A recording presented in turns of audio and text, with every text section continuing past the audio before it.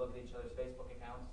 Imagine if none of that was how it is today. Imagine if you only saw things because they'd survived tons of editing. This is your internet. This is your internet on drugs. And the drug is called the Anti-Counterfeiting Trade Agreement. This bill will do horrid things to our internet. Think of the internet as a big collective community. A community where you can share ideas, you can listen to music, watch movies. But if you mute the internet, how will you be able to do any of those things? And the internet is not a muse. There are all kinds of things on the internet. And you can think, well, this ACTA bill is no big deal. Well, guess what? It's already been signed by President Barack Obama. He signed it. It's done and over with. But the internet is not going to let that happen.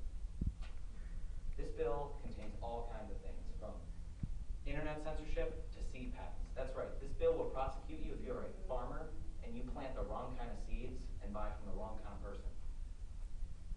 And this bill basically based around the idea of counterfeiting things. Now, counterfeit, defined by the Oxford English Dictionary, is a fraudulent imitation of something else. But nothing on the internet is fraudulent imitation. Everything you copy and paste on the internet is exactly the same as the original. Now, think of it this way.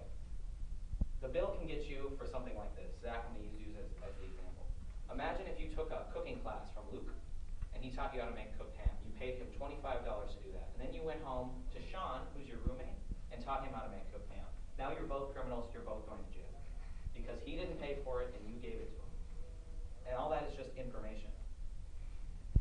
So you do that on your home computer, say you repost music or repost images, and that's all it takes.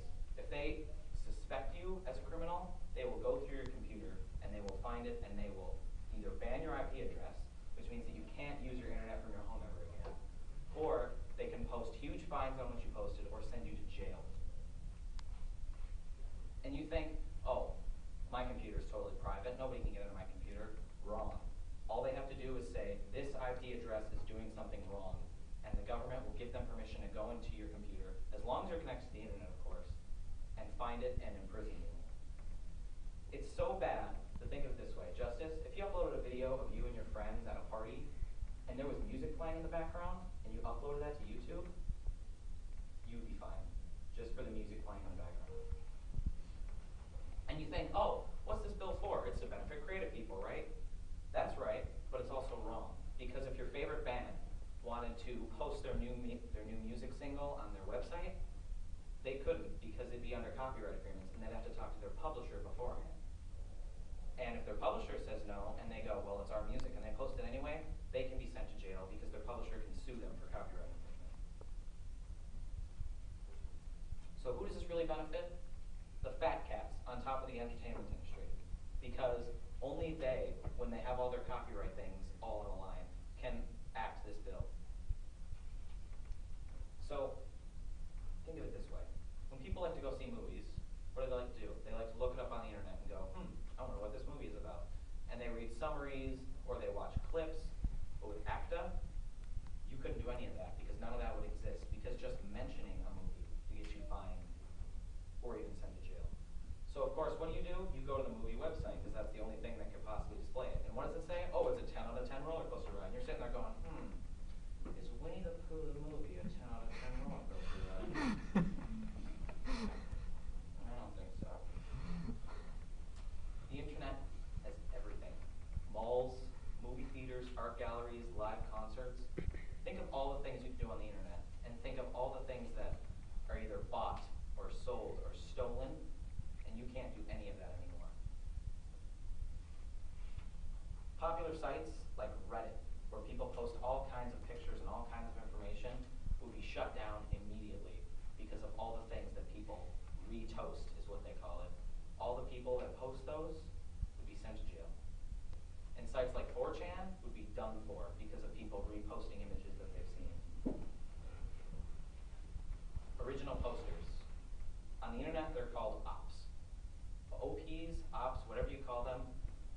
Even if you're one, even if you post anything, you're done for, your IP address is banned. The internet is a place where you can speak your opinions, you can do anything, you can be anybody, you can even be anonymous. Do you really want that to go away? your voice in the one free place you can? When we speak in public, like if I were to speak right now and I were to speak about fascism or Nazism or communism, could I really? Or could I be judged by all of you in the room and think, well, I can't say this because people will hate me for it? I'm not saying that I would. I'm just saying if I wanted to. So think, where can you truly be free? The internet. And what are they trying to do? They're trying to take away your true freedoms that are left. What can you do about it? Call a congressman. Tell him, I don't want this to be a thing. And they can see what they can do. And if they don't, then they should not be your congressman anyway. You should vote for somebody else that will stick up for